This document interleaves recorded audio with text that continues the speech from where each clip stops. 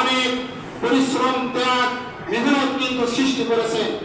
তারপরেই কিন্তু 7টি সদস্য সৃষ্টি হয়েছে। সম্মানিত ভাইরা, আর ইসলামী ছাত্র শিবির যারা করে আসছেন তাদের পিছনে অল্প শ্রম দিলেই কিন্তু তারা শুধু কর্মী হবেন না, তারা ওয়ার্ডের শুধু নেতা হবেন না, তারা এই সংগঠনকে তারা নেতৃত্ব দিতে পারবেন, এটা আমাদের আত্মবিশ্বাস।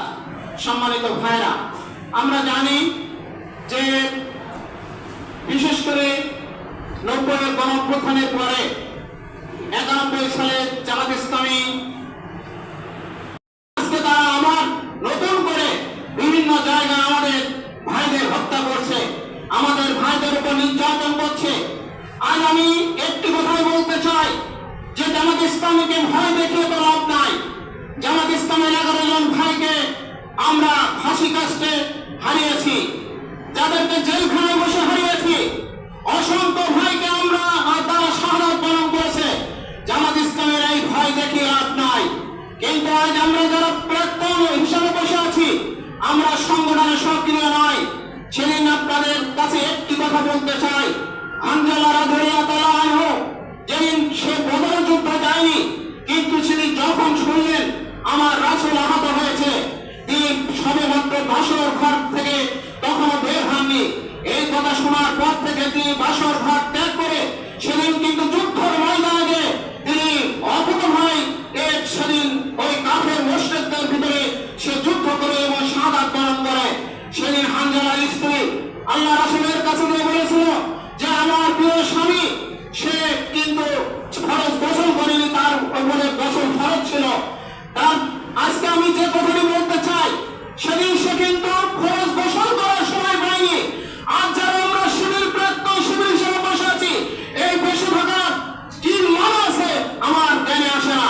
যদি সত্যিকার অর্থে আমরা আল্লাহকে বিশ্বাস করি, আল্লাহ রাসূলকে যদি বিশ্বাস করি, আল্লাহর এই জমিনে আল্লাহর দ্বীন প্রতিষ্ঠার আন্দোলনকে যদি বেগবান করতে চাই, আল্লাহর এই জমিনে আল্লাহর দ্বীনকে যদি সমুন্নত রাখতে চাই, তাহলে আর বসে থাকার সময় কিন্তু আমাদের নেই। সে হানজালাকে সেদিন আল্লাহ রাসূলকে যখন এই কথা বলল, তখন আল্লাহ রাসূল বলল যে তার গোসলের ব্যবস্থা করার দরকার। তখন তিনি যে দেখলেন যে হানজালা একটু আগেই জিবরাইল আলাইহিস সালামের মাধ্যমে আল্লাহ রাসূলকে জানানো হলো হানজালার গোসল ফেরেশতারা করে দিয়েছেন, আসমান থেকে হয়েছেন। এবং হানজালার কাছে যখন যাওয়া হলো, তখন তার মাথা যে পানি পড়ছে, তাই এর দ্বারা প্রমাণিত হয় যে ইসলামী পথে যারা থেকেছেন তাদের ওই ফরজ গোসলও কিন্তু সেদিন বাধা বানায়নি, তাদের নববধূ স্ত্রীর কাছে তারা থাকেননি।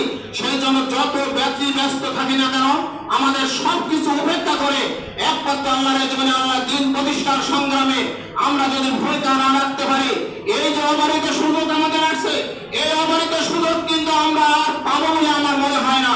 সেই জন্য যে অবস্থানে আছি, সেই অবস্থান থেকে আগামী জাতীয় সংসদ নির্বাচনে আমাদের গৌরবোজ্জ্বলিত যে সাধনা আছে, সেই সাধনাকে আমরা কাজে লাগানোর জন্য অগ্রসর হতে পারি এবং আগামী দিনে এদেশে ইসলামী রাজ কায়েম হোক, এই আশাবাদ ব্যক্ত করে আমি আমার কথা শেষ করছি। আমার তৌফিক ইল্লা বিল্লাহ। আসসালামু আলাইকুম ওয়া রাহমাতুল্লাহ।